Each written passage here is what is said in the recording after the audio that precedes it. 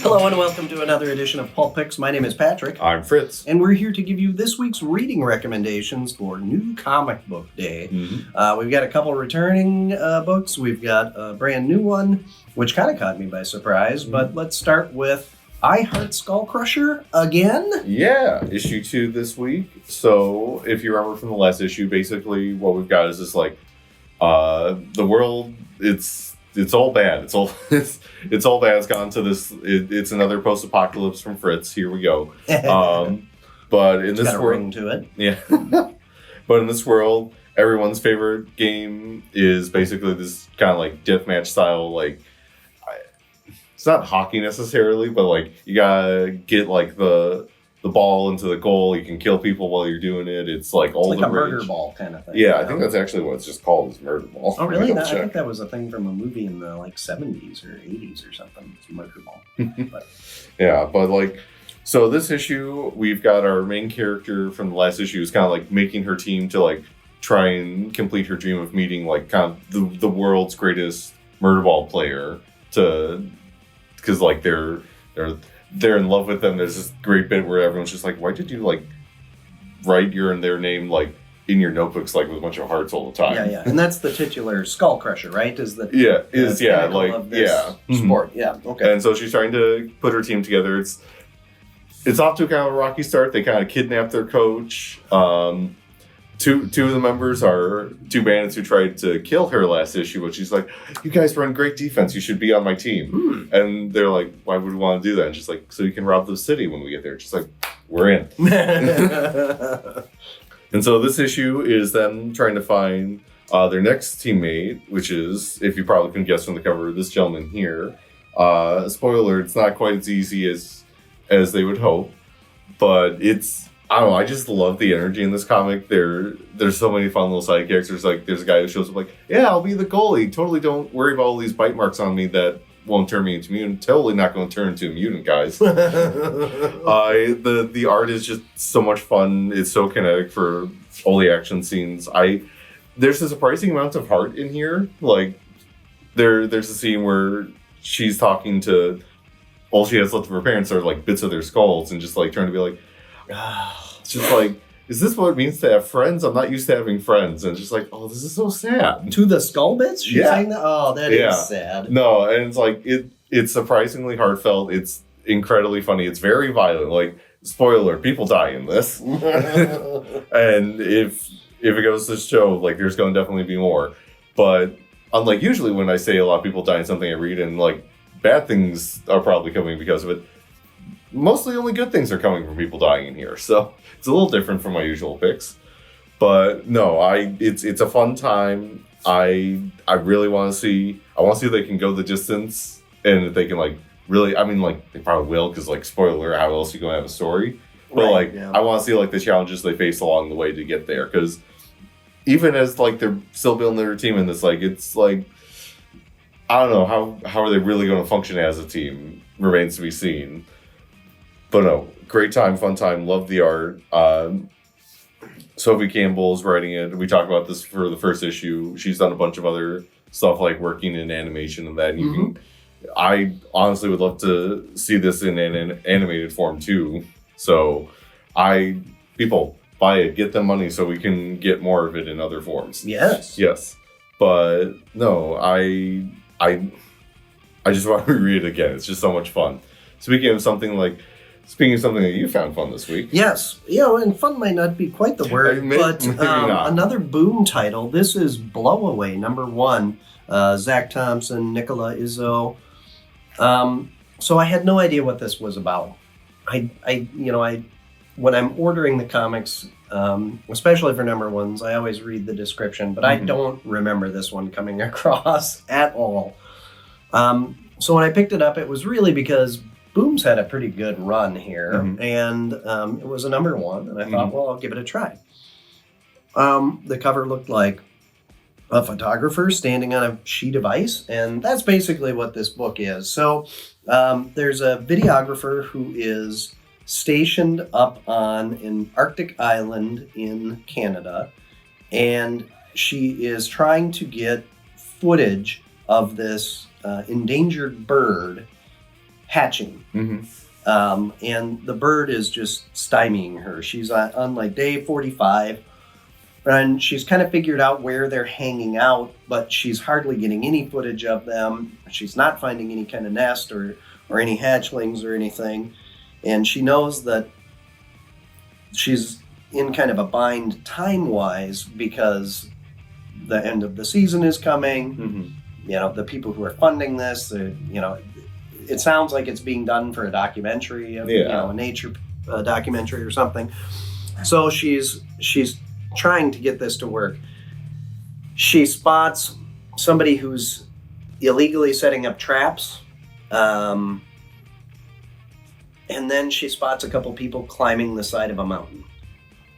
And because she's been just filming basically white space, you know, it's just snow on the side of this mountain blowing around, and once in a while this little bird goes flying past, and that's about it. She kind of fixates on these other couple things that are happening a little bit more than she should. And then she witnesses something that maybe was nefarious, beyond just illegally hunting or poaching. Kind of the way you're describing it almost gives me like, imagine like Rear Window, but yes, you're like, that's exactly what I was thinking. Rear Window, but you're stuck in like the Arctic Circle. All by yourself. Yep, and the only thing that you've got is a sat phone that's kind of working. Man, the person on the other end is just telling you, like, you got to get this figured out because the chopper's going to be there in 10 days. Get to the chopper.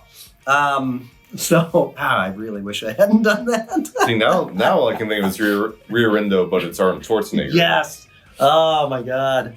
Yep. The remake we never knew we needed. So, it was really interesting. And at the end of it, this is obviously a much bigger picture, and there's maybe a conspiracy going on here. But it was like, there's so many panels where you're just kind of inside the main character's head, as they're obviously bored but fixated on success in this barren tundra during, you know, the winter. And it's one of those books where you kind of shiver a little bit because you feel that cold wind, like the way that it's drawn, the way that the story is being told. It transports you to that place a little bit. And, you know, it being kind of a gloomy day today and yesterday being kind of cold and rainy and whatever, it kind of worked for it. But yeah, I was just thinking like, oh man, we're just coming out of winter here. This is like, you know, being stuck outside in January on a windy day. But I love those books that are able to kind of move you from wherever it is that you're at to a different place so that you can really experience the story. And that's what I got here. So I'm very interested to see now that they've done a good job of creating that setting and that ambiance. Now, where's the story going to go? Because it's obviously going to, you know, be a much bigger ball of yarn, and then how is that all going to unravel? Like it was fun. I was very pleasantly surprised by this book.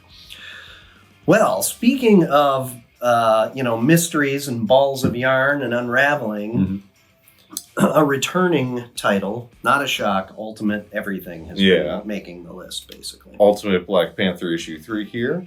So as you can kind of guess from this cover of this issue, we get to spend a bit more time with the new Ultimate versions of Storm and Killmonger.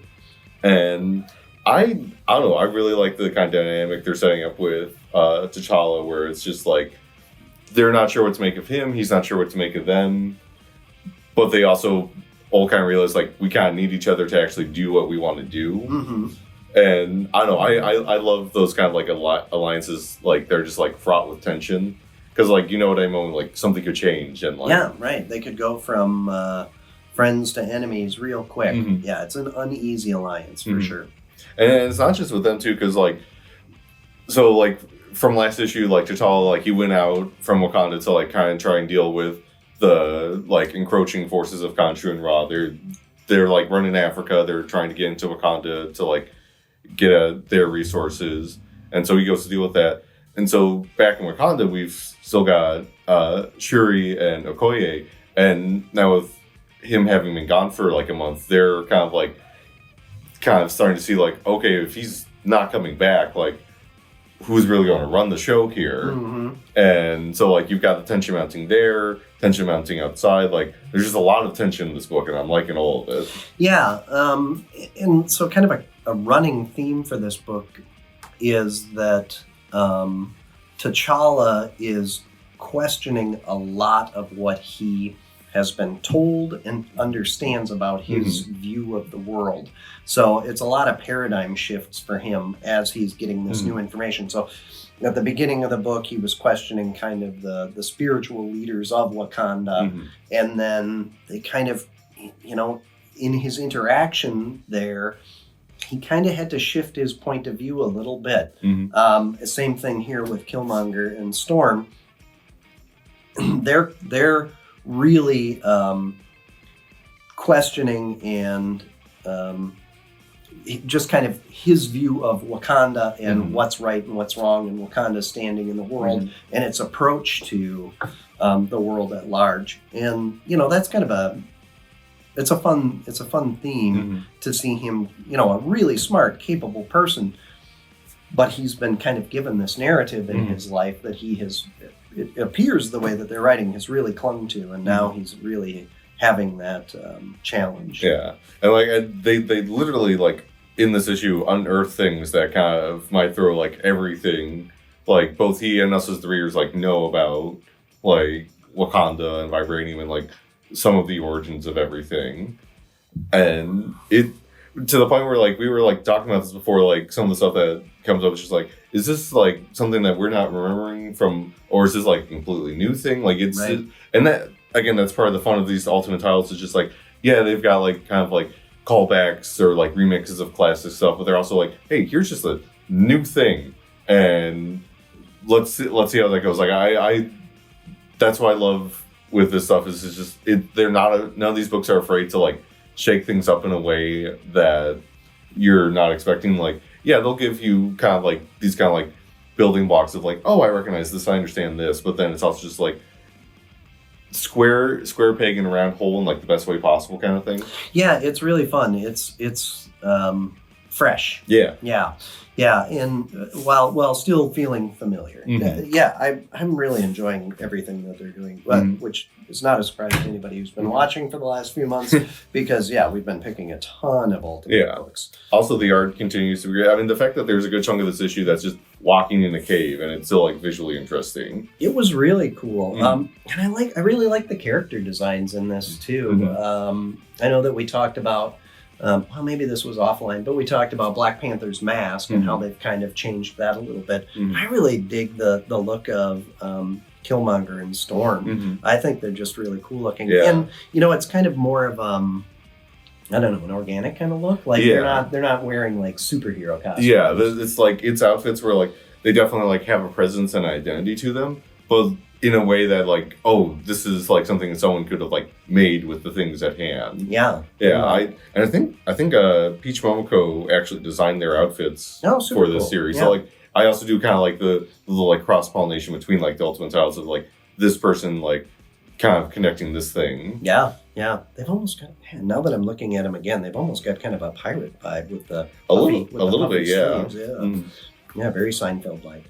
Well, there's lots of good stuff this week. A bunch of, DC had a huge lineup this week. A lot of good stuff that I read there, too. They didn't make the table, but, you know, just have been so... Wonder Woman, again, just continues to be excellent. I just can't praise that book enough. It is so good. Cobra Commander over at Skybound Image was great again. World's Finest. The World's Finest almost made it up here for me. It's Wade and Mora, so I don't know how you can go wrong. Like, there's a reason that they're doing DC's next event book this summer. Absolute Power. Yeah. So I think it might be their final arc on the title. So yeah, it looks like it. Yeah. And then House of Brainiac, the second issue of that was out this week in Superman. So all kinds of good stuff.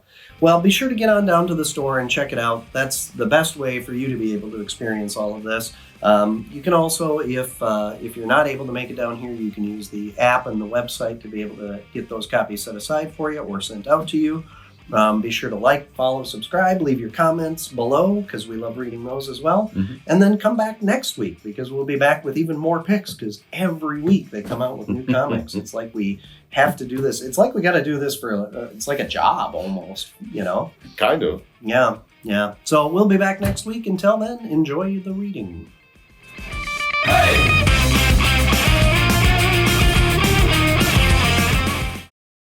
Mostly only good things are coming from people dying in here, so it's a little different from my usual picks.